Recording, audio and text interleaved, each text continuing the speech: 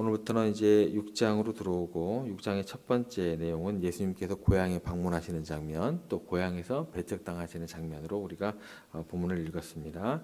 하나님께서는 우리의 삶 속에서 하나님의 지혜 또 하나님의 은혜를 경험했을 때 우리가 어떤 반응을 하기를 원하시는가, 어떤 반응이 올바른 반응인가라는 내용이 오늘 본문을 통해서 아주 잘 나오게 되어 있습니다.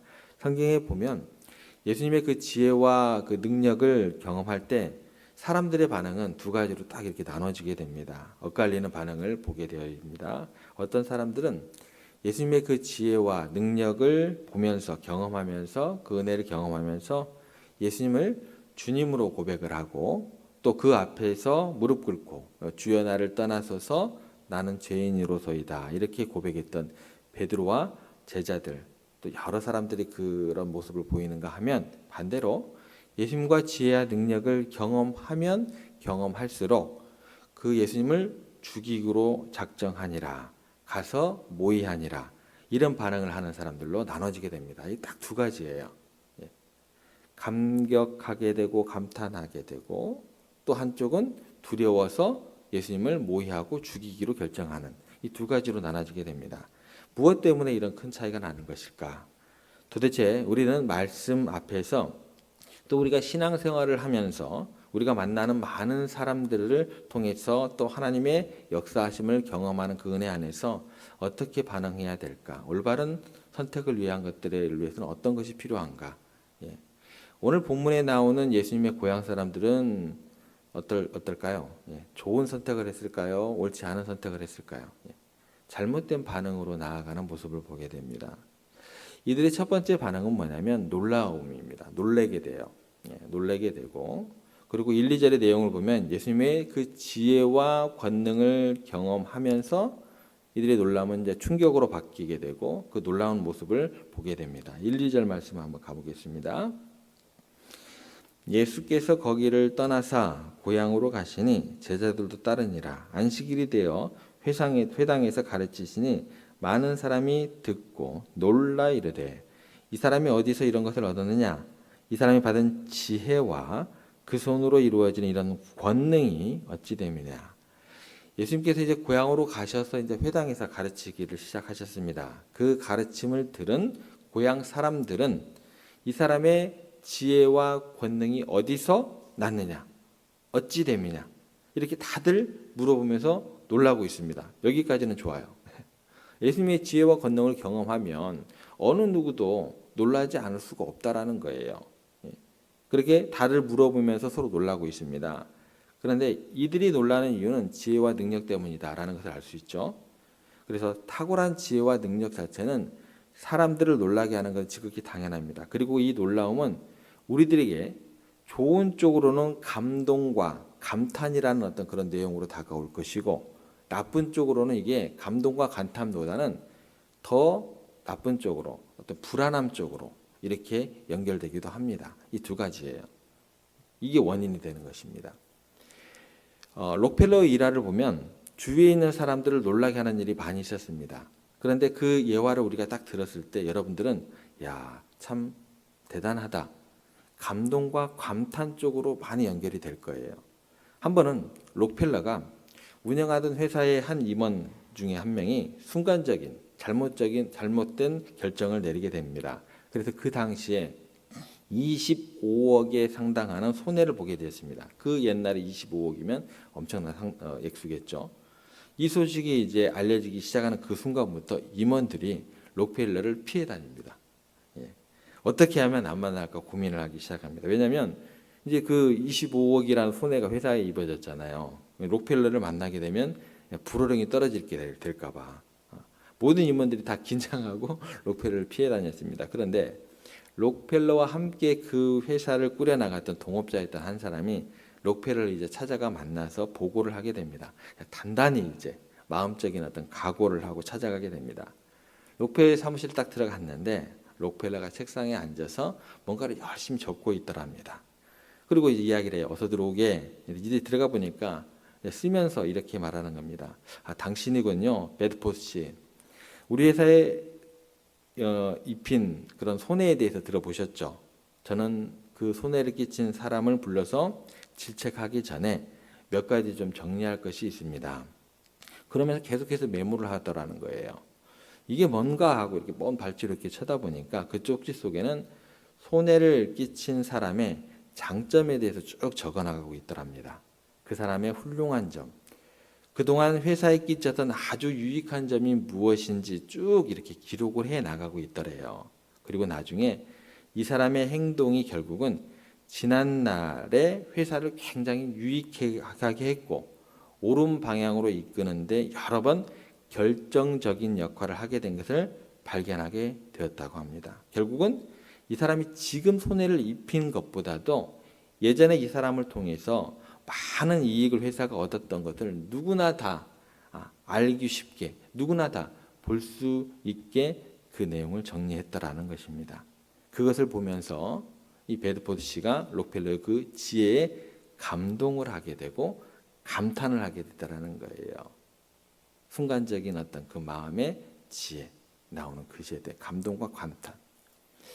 우리는 사람들을 대할 때요, 그 사람의 전체적으로 종합적으로 보지를 못합니다.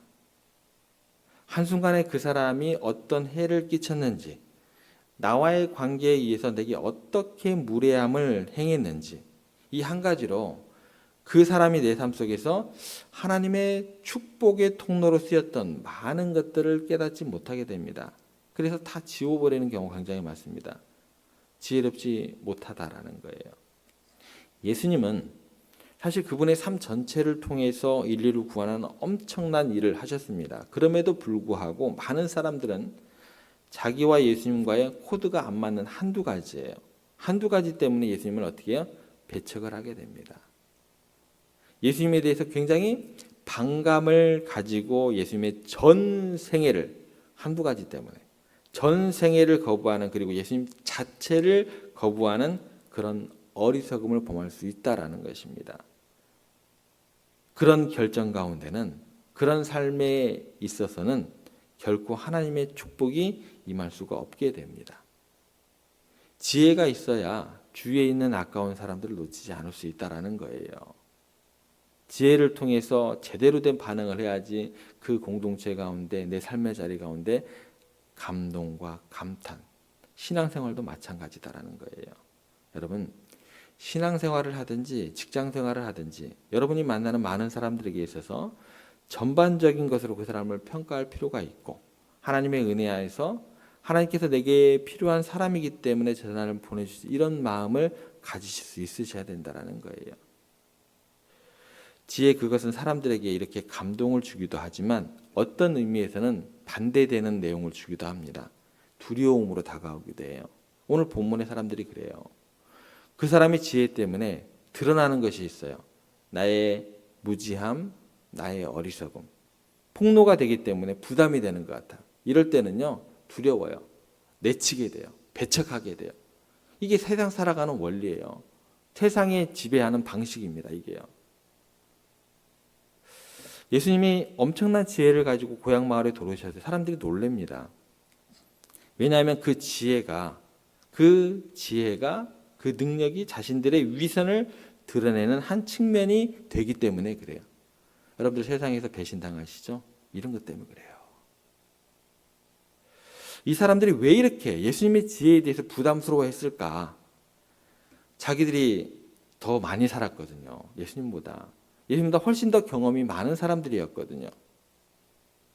그런데 자신이 가지고 있는 가치 체계와 그 가치관, 이런 거에 대해서 예수님의 지혜가 너무나 분명합니다. 논리적입니다. 핑계할 수 없게 그것들을 변경시킬 것을 그 진리 안에서 요구하고 있거든요. 그 지혜 안에서 요구하고 있거든요.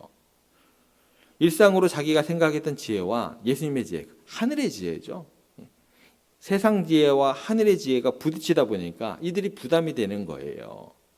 그래서 그런 지혜를 접할 때마다 심각한 고민에 빠지게 됩니다. 왜냐하면 그 지혜를 당할 힘이 없고, 그 지혜를 따라 살자니 자기 삶의 절망적인 부분이 부정인 것 같고, 정서적으로 감정적으로 용납하기가 쉽지가 않다라는 거예요.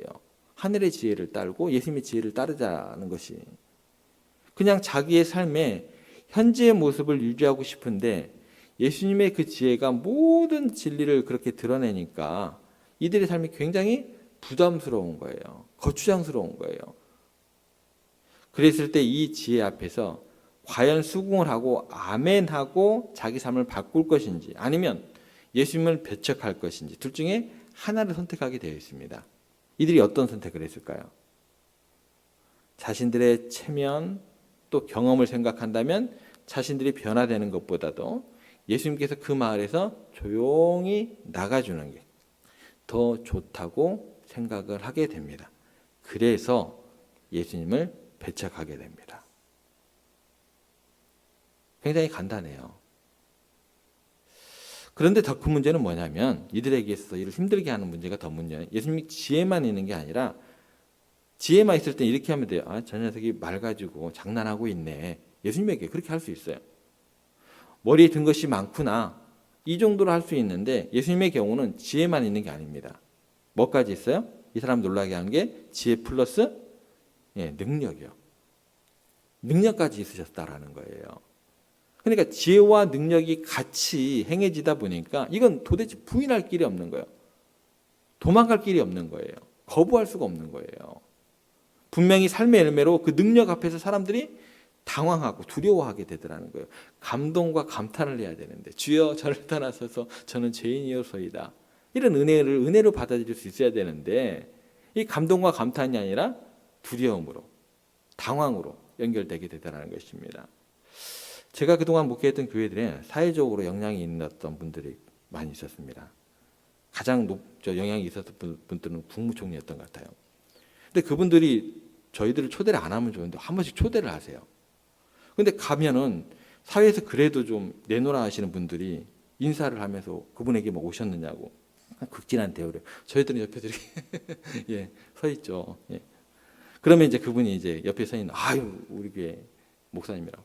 다른 사람들 아무도 우리를 모르는데 그냥 소개 안 해주셔도 되는데 우리 교회 목사님이라고. 그러면 그분들이 이제 그러시냐고. 전혀 나를 모르는 사람들이 저에게 극진한 대접을 하는 척을 합니다. 척을 해요.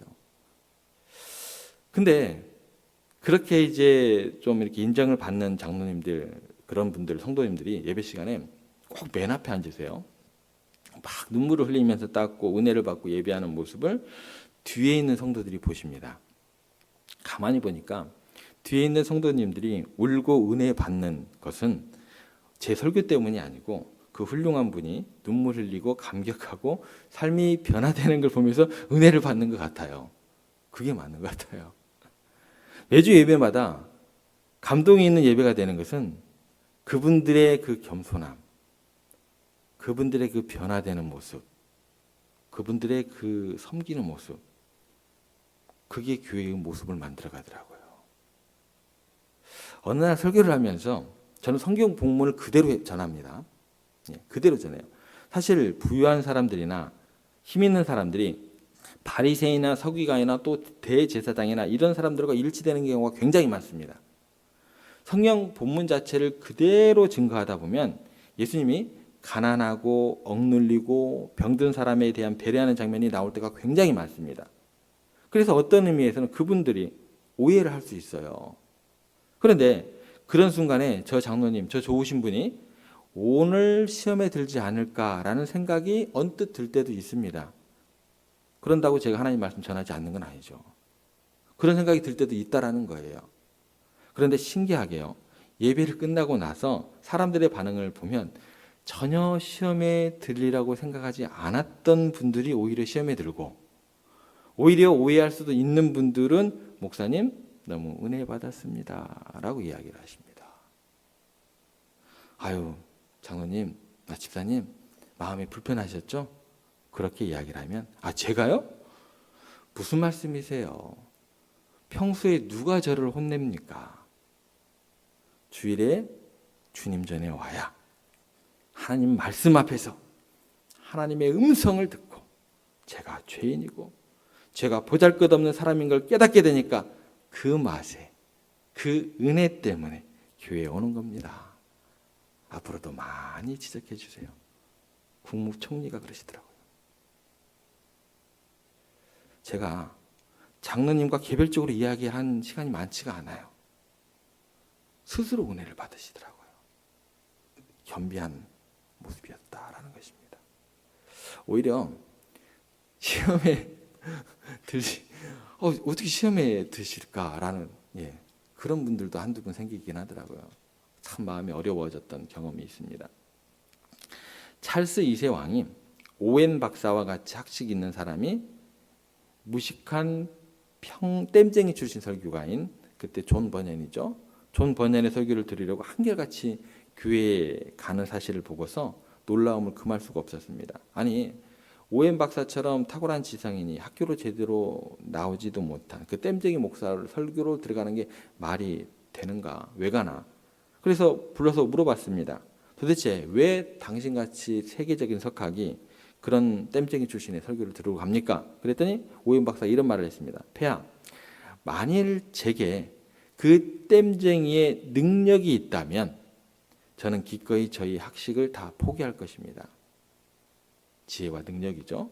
지금 이 오웬 박사는 그 지혜와 그 능력 앞에서 자신의 지식뿐만 아니라 자신의 모든 것을 내려놓을 준비를 하고 있었기 때문에 교회에 갈 때마다 그 무식한 땜쟁이 목사의 설교를 들으면서 큰 은혜를 받고 하나님의 능력을 경험했다라는 고백이 됩니다. 우리들도 마찬가지예요. 이 지혜와 권능을 지신 예수님 앞에서 우리들은 늘 선택에 도전을 받게 돼요. 날마다. 그러면 그 은혜와 그 진리 또 지혜, 능력 앞에서 예수님을 따르든지 거부하든지 둘 중에 하나를 자동적으로 선택을 하는 시간이 주어집니다. 오늘 본문의 고향 사람들은요, 감격보다 그 놀람에 대해서 감격보다 두려움에 휩싸이게 되고 결국 예수님을 거부하는, 배척하는 안타까운 선택을 했다라는 거예요. 우리를 찾아오신 예수님을 우리가 만나면 회개하든지 바꾸든지 아니면 예수님을 배척하든지 둘 중에 하나예요. 그냥 만남은요 아무 의미가 없어요. 이거 그냥 만남이에요. 우리들의 만남은 우연이 아닌 게 아니에요. 그건 아무 의미가 없어요. 노사연 가사가 틀린 거예요. 그 만남이라는 것은요 우리가 예수님을 인격적으로 만난다라는 거예요. 인격적으로 제대로 만나면 내 삶에 굳어진 습관들, 내 가치관뿐만 아니라 이론들과 물리적인 현상들, 내가 가진 학식들, 예수님의 지혜와 능력 앞에 견디지를 못합니다. 결국은 어떻게 되냐면 내려놓게 되어 있다라는 거예요. 그게 맞아요. 이게 맞아요. 여러분, 주님의 지혜와 능력을 사모하시기 바랍니다. 그 주님의 지혜에 감격하면서 능력에 붙들림 바 되면서 하나님의 은혜를 매 순간 누리시면서 베드로와 믿음의 선배들처럼 올바른 반응을 하시면서 여러분들의 삶이 변화되시고 그 은혜로 변화된 모습을 다른 사람들이 보면서 동일한 하나님의 은혜를 사모하면서 은혜를 받아 누리게 되는 여러분들의 가정과 우리 교회가 되기를 주님의 이름으로 부탁을 드립니다.